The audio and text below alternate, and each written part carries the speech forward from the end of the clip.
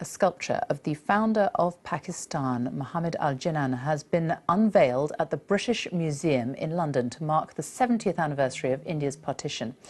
The bronze bust has been made by Philip Jackson, who also sculpted the Gandhi figure in Parliament Square, and footballer Bobby Moore in front of Wembley Stadium.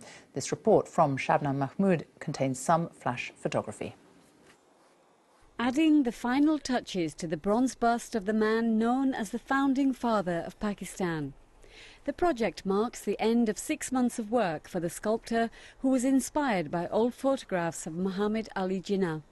He was quite a formal man, and a lot of the photographs show him sort of standing straight onto the camera with his arms down by his side. I was desperate to find something that I could sort of use to sort of bring a little bit of sort of humanity to the sculpture. And then I noticed that he used a monocle, which I suppose even in those days was reasonably unusual. And so I've got him holding a monocle, and I thought that made it quite an interesting sculpture. Mr. Jinnah is on the Viceroy's left. Jinnah spent his younger years studying law in London before returning to India and joining the campaign for independence against the British. He later demanded an independent homeland for Muslims, creating Pakistan in 1947.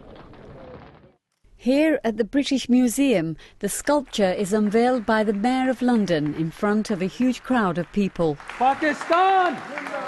Pakistan! It's been funded by the government of Pakistan. This has been conceived by us, this has been funded by the government of Pakistan, and I think this is a tribute by the people of Pakistan to their great leader, to the founder of the nation.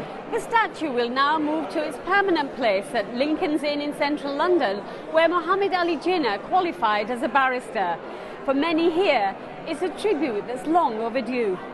In general, for all young people and alike, he's a leader that we should be looking up to, his principles, his ideas. So I think I'm really proud today seeing the bust. I think it's amazing, particularly that it's been made from using newsreels, because the photographs in those days weren't so good.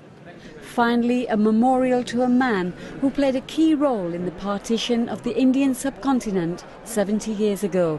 Shabnam Mahmood, BBC News. Time now for a look at the weather with Thomas.